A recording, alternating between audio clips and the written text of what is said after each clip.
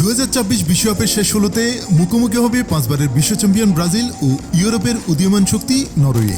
রোববার 5 জুলাই দিবাগত রাত 2টায় যুক্তরাষ্ট্রের নিউ জার্সিতে অনুষ্ঠিত হতে যাওয়া এই ম্যাচের সবচেয়ে বড় আকর্ষণ দুই তারকা ফরোয়ার্ড ব্রাজিলের ভিনিসিয়াস জুনিয়র এবং নরওয়ের আর্লিং হালান্ড। বিশ্ব ফুটবলের অন্যতম পরাশক্তি হলেও নরওয়ের বিপক্ষে সুখকর ইতিহাস নেই ব্রাজিলের। দুই দলে 4 দেখায় একবারও জিততে পারেনি সেলেসাওরা।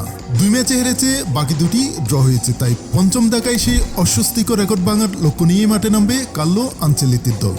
গ্রুপ পর্বে স্কটল্যান্ড ও হাইতিকে হারিয়ে এবং মরক্কোর সঙ্গে ড্র করে গ্রুপ সেরা হয় ব্রাজিল। তবে রাউন্ড অফ 32-তে জাপানের বিপক্ষে পিছিয়ে পড়েও শেষ মুহূর্তের গোলে 2-1 ব্যবধানের জয় তুলে নিয়েছে পাঁচবারের বিশ্ব চ্যাম্পিয়নরা। অন্যদিকে ইরাক ও সেনেগালকে হারিয়ে এবং ফ্রান্সের কাছে হেরে গ্রুপ রানার্স আপ হয় নরওয়ে।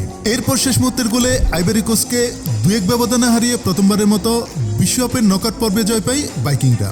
নরওয়ের সবচেয়ে বড় ভরসা অবশ্যই আর্লিং হালান্ড। অভিষেক বিশ্বকাপে 25 বছর বয়সী এই স্ট্রাইকার ইতিমধ্যেই করেছেন 5 গোল, যা দলটির মোট 10 গোলের অর্ধেক। তার সঙ্গে আক্রমণে থাকবেন অধিনায়ক মার্টিন ওডেগার্ডো।